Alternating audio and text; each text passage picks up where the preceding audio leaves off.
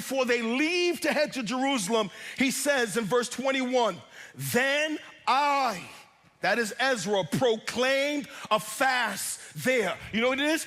He called the whole group, over 1,000 of them, to a fast. So we see corporate fasting is biblical.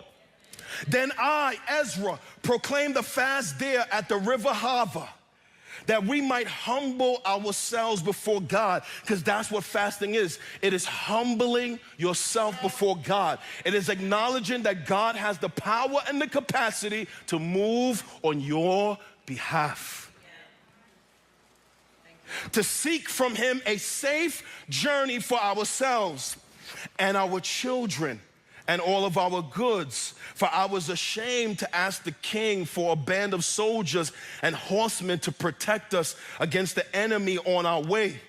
So this is powerful. So Ezra says to himself, we have to make a journey that's dangerous. Should I depend on men or should I depend on God?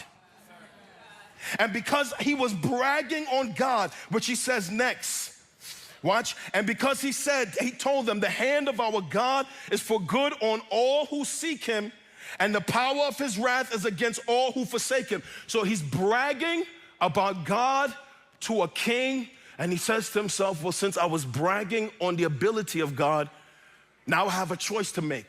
Do I go back to that king and ask for soldiers to protect us and ruin the reputation of God?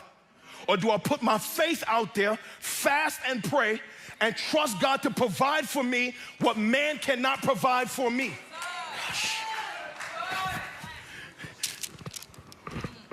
So he calls the congregation to a fast, and what is their response? Verse 23, so we fasted. That is, we hear you, man of God. We got you, man of God.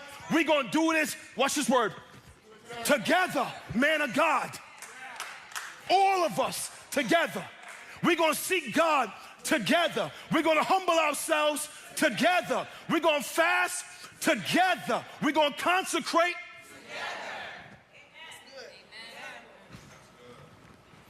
So we fasted and implored. You know what implored is?